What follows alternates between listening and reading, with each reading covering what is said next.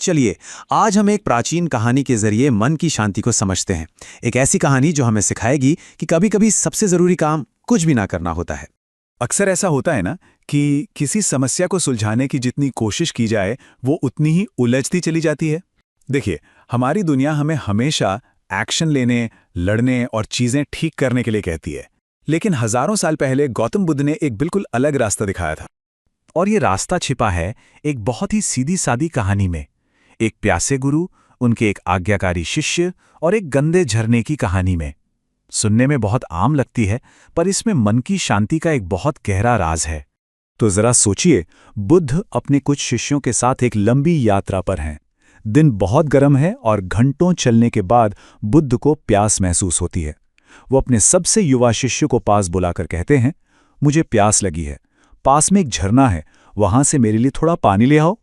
वो शिष्य फौरन भागकर झरने के पास पहुंचता है, पर देखता है कि अभी अभी वहां से कोई बैलगाड़ी गुजरी है और पानी तो पूरी तरह गंदा हो चुका है।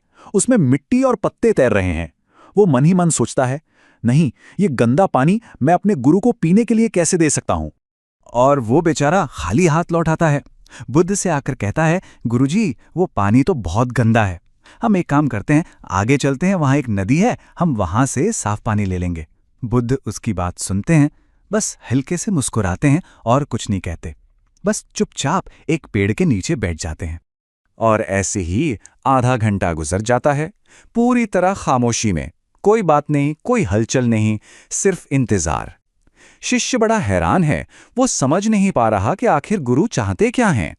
फिर आधे घंटे बाद बुद्ध शांति से आंखें खोलते हैं और उसी शिष्य को दोबारा कहते हैं, जाओ, उसी झरने से पानी लेकर आओ। शिष्य सोच में पड़ जाता है।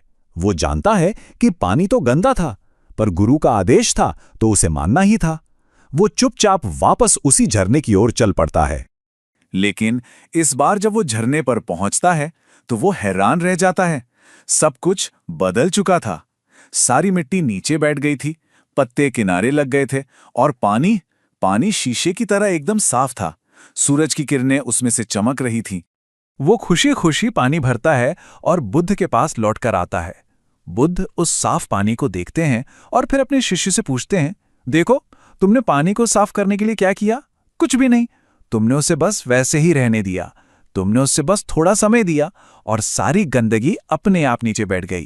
तो इस कहानी का हमारी जिंदगी से क्या लेना देना है? असल में ये झरना सिर्फ एक झरना नहीं है, ये हमारे अपने मन का प्रतीक है। हमारा मन भी बिल्कुल उस झरने की तरह ही तो है।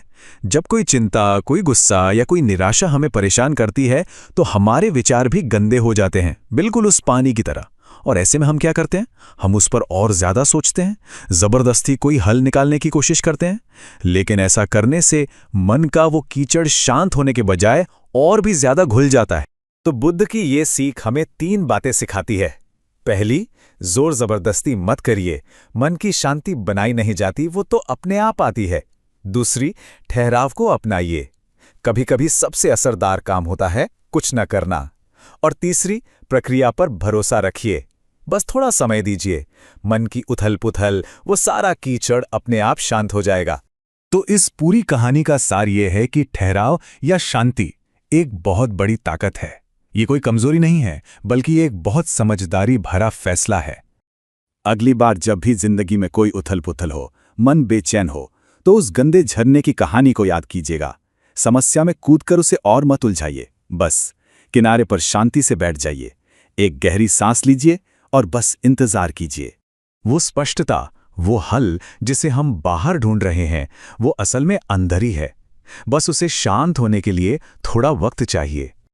तो जरा सोचिए, हमारी जिंदगी में ऐसा कौन सा कीचड़ है जिसे अगर बस थोड़ा समय और शांति दी जाए तो वो शायद अपने आप ही बैठ जाए।